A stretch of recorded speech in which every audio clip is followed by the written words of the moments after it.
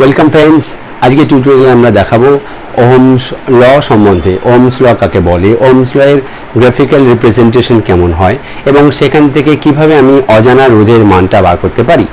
পরীক্ষাগারে Ohm's law সূত্রের সত্যতা প্রমাণ করব কিভাবে, তার সার্কিট ডিজাইন কেমন হবে এবং ওহমস ল এর আর কি ব্যবহার রয়েছে, সেখানে ohmic conductor, non ohmic conductor, এই সম্বন্ধে ডিটেলস আমরা আজকে জানব।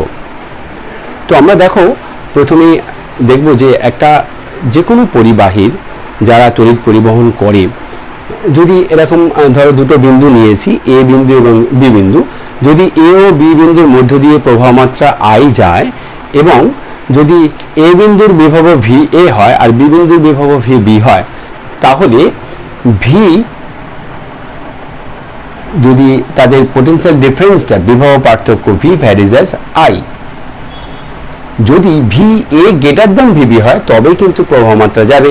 তো আমাদের এটা নোট সবসময় রাখতে হবে যে V a must be greater than VB. এখান থেকে দেখো, তাহলে আমরা জানি যে একটা ভ্যারিয়েশন কনস্ট্যান্টকে তুলতে গেলে or B is equal to some constant R into I. এই আর হচ্ছে একটা কনস্ট্যান্ট, যে কনস্ট্যান্টটাকে আমরা বলবো রোধ বা রেজিস্ট্যান্স। এই আর কে আমরা বলবো রেজিস্ট্যান্স।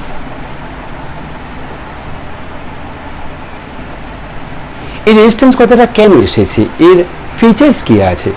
দেখো, I is equal to V by R, অর্থাৎ আর যদি বেড়ে যায় তাহলে আই কমে যাবে এবং আর যদি কমে আই বাড়বে।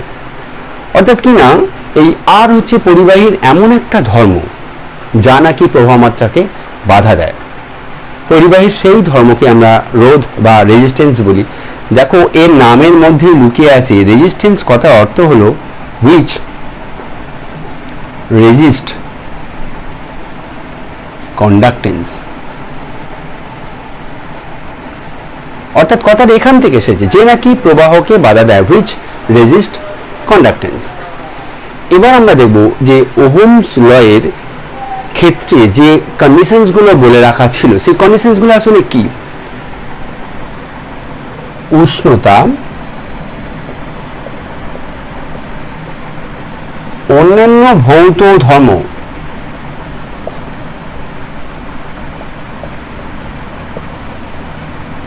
এগুলো কেন কন্ডিশন হিসেবে বলা ছিল? দেখো, উষ্ণতার সাথে আসলে রোধ পরিবর্তিত হয়ে যায়, তাই ওহমস ল এর এক্সপেরিমেন্ট চলাকালীন আমরা টেম্পারেচারকে কখনোই চেঞ্জ করতে পারবো না। কেন না, আমার একটা ফর্মুলা রয়েছে, R T is equal to R zero into one plus alpha T, where R T হচ্ছে resistance at T degree centigrade temperature and similarly R0 at 0 degree centigrade temperature। Alpha হচ্ছে রোধের উষ্ণতা গুণাঙ্ক, temperature coefficient of resistance alpha. So আমরা দেখতে পাচ্ছি যে temperature যদি বেড়ে যায় তাহলে পরিবাহীর রোধ বেড়ে যাবে। এই জন্য ওহমস ল চলাকালীন আমরা টেম্পারেচারকে ফিক্সড রাখতে হবে, টেম্পারেচারকে চেঞ্জ করতে পারবো না। এছাড়া অন্যান্য ভৌত ধর্মের মধ্যে পড়ে পরিবাহীর দৈর্ঘ্য, অর্থাৎ কিনা পরিবাহীর রোধ আর ভ্যারিসাস এল, দৈর্ঘ্য যত বাড়বে পরিবাহীর রোধ তত বেড়ে যাবে। অ্যান্ড এরিয়া, আর ভ্যারিসাস 1/a, অর্থাৎ কিনা এই যদি তারটা এর ক্রস সেকশনাল এরিয়া যদি এ হয় তাহলে এ এর সাথে ব্যস্তানুপাত, তার মানে যদি আমি মোটা তার নিই তাহলে পরিবাহীর রোধ কমে যাবে। এবার আমরা ফিরে আসব যে এই ফর্মুলা দিয়ে আমরা কি ব্যবহার করতে পারি। এই ফর্মুলা দিয়ে ব্যবহৃত হয় প্ল্যাটিনাম রেজিস্ট্যান্স থার্মোমিটার,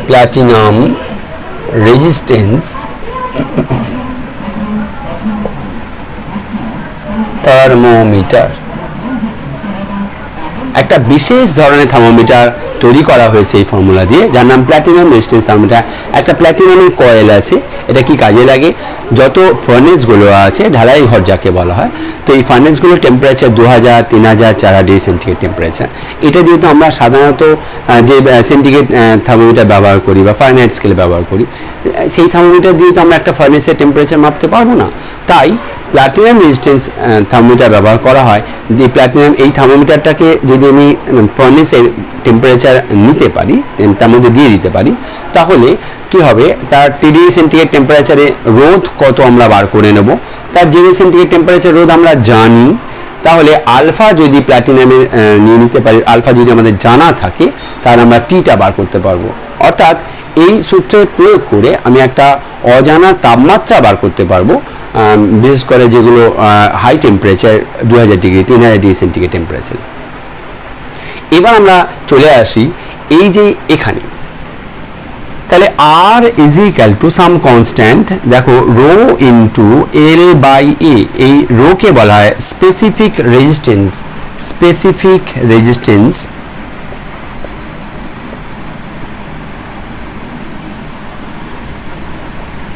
এটা মাথায় রাখতে হবে যে আমি যখন একটা লোহা এবং তামা, আমি যখন দুটো ধাতুর রোধের তুলনা করতে পারি না, আমাকে তুলনা করতে হবে রোধাঙ্কের তুলনা বা স্পেসিফিক রেজিস্ট্যান্স কার বেশি।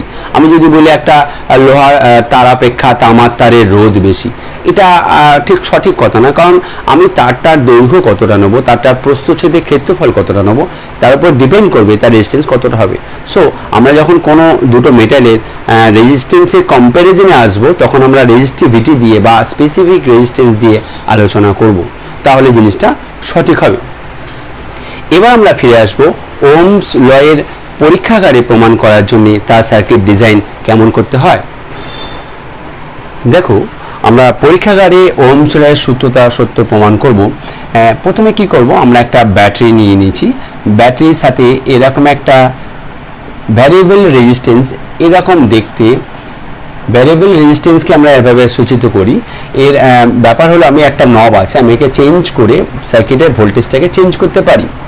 আমি কি করব, এখানে একটা ধরো অজানা বস্তু, যা অজানা রোধ, যা আমি মান নির্ণয় করব, এর অ্যাক্রসে আমি একটা ভোল্টমিটার লাগিয়ে দেবো। তোমরা নিশ্চয়ই জানো যে ভোল্টমিটার দিয়ে কোনো দুটো বিন্দু বিভব প্রভেদ মাপা হয়। তারপরে আমি এখানে একটা অ্যামিটার লাগিয়ে দেবো এবং সেই অ্যামিটার থেকে আমি সার্কিটটা কমপ্লিট করব। এটা ব্যাটারি পজিটিভ, এটা ব্যাটারি নেগেটিভ, সার্কিটের তীর চিহ্ন দিতে হয়, কারেন্টের ডিরেকশন দিতে হয়। তো এটা কি হয়, রেজিস্ট্যান্স এটা RH, তো এটা দিয়ে আমি ভোল্টেজ কম বেশি করলে আমার এই রোধের অ্যাক্রসে ভোল্টমিটারের পার্ট পাবো এবং অ্যামিটারের পার্ট পাবো।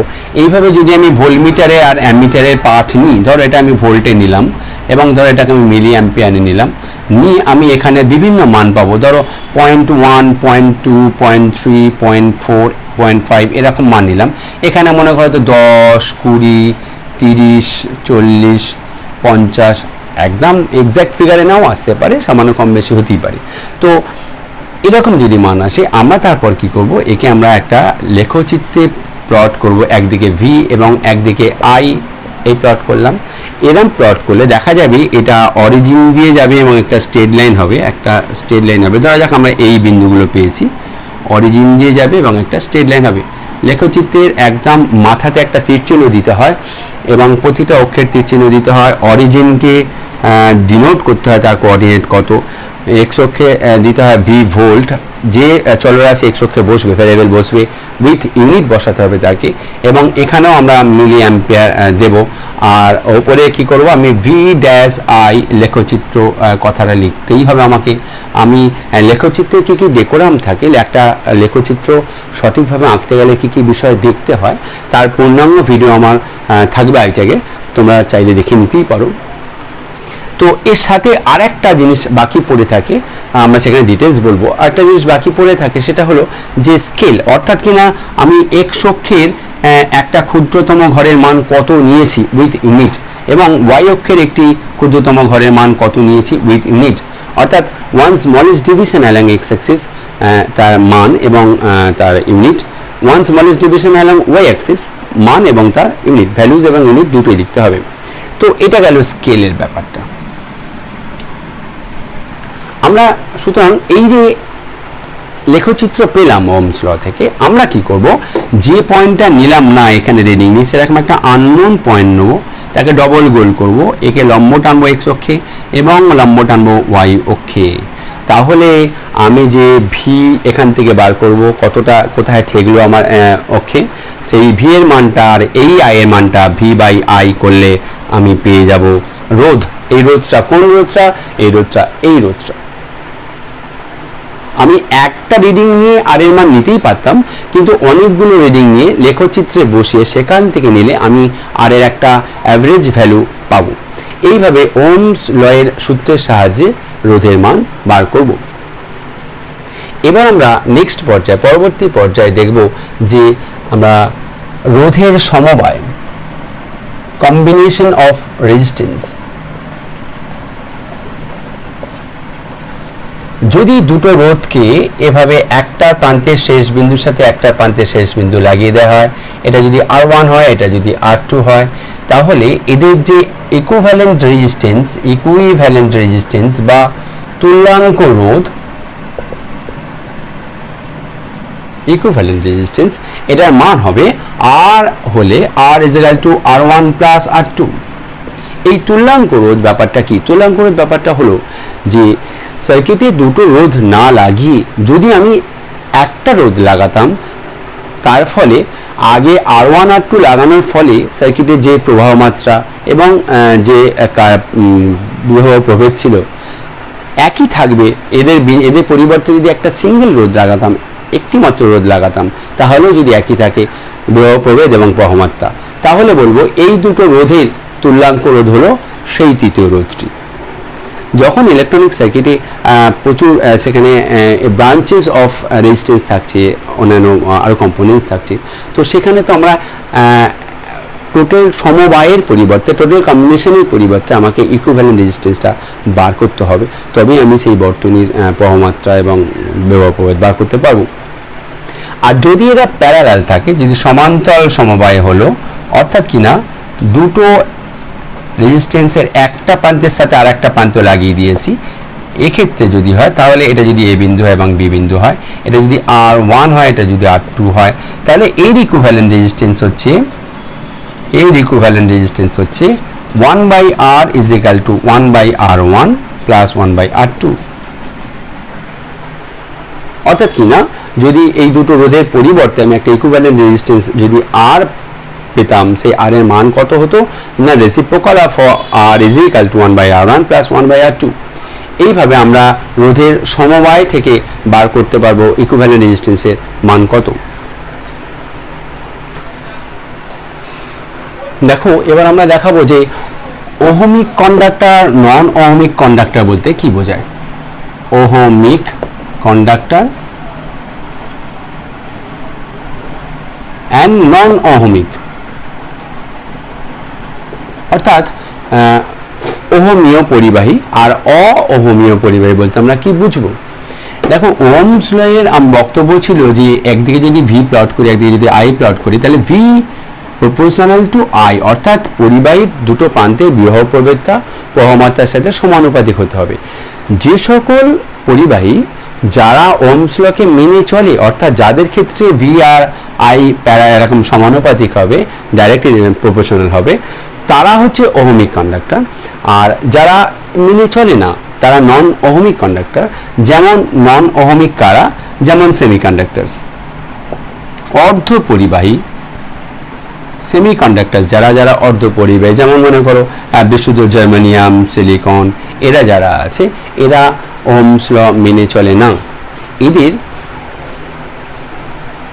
অওহমীয় পরিবাহী বলে। আর ওহমিক কন্ডাক্টর যারা যত মেটালসগুলো আছে, সাধারণত তারা তড়িতের সুপরিবাহী এবং তারা ওহমের সূত্র মেনে চলে। দেখো, এবার আমরা একটা ইম্পর্টেন্ট জিনিস দেখাতে চলেছি যে আমরা একটা পরিবাহীতে যদি তড়িৎ প্রবাহ দিই, তাহলে তার মধ্যে দিয়ে প্রবাহ যায়। এখন প্রশ্ন হলো যে এই প্রবাহটা কেন যায়। যে কোনো পরিবাহীর মধ্যে এর বাইরের স্তরে number of huge free electrons থাকে, প্রচুর সংখ্যক মুক্ত ইলেকট্রন থাকে, যারা এই তড়িৎ পরিবহনের জন্য দায়ী। কেমনভাবে না যখনই আমি এদিকে ব্যাটারি পজিটিভ লাগালাম তো যে ফ্রি ইলেকট্রনসগুলো আছে এই ফ্রি ইলেকট্রনসগুলো এরা কি করে ব্যাটারি পজিটিভ তড়িৎদ্বারের দিকে ছুটে চলে, পজিটিভ তড়িৎদ্বারের দিকে ছুটে আসে। ইলেকট্রন যেদিকে মুভ করে আমরা তার উল্টো দিকে প্রবাহমাত্রার ডিরেকশন সবসময় দিই, উল্টো দিকে, মানে ইলেকট্রন যেহেতু ঋণাত্মক কণা তাই ইলেকট্রন যেদিকে মুভ করে তার উল্টো দিকে আমরা প্রবাহমাত্রার ডিরেকশন দিই। তো এই যে ইলেকট্রনগুলো যে বেগ নিয়ে ছুটে চলে এই বেগের একটা নাম আছে ড্রিফট ভেলোসিটি।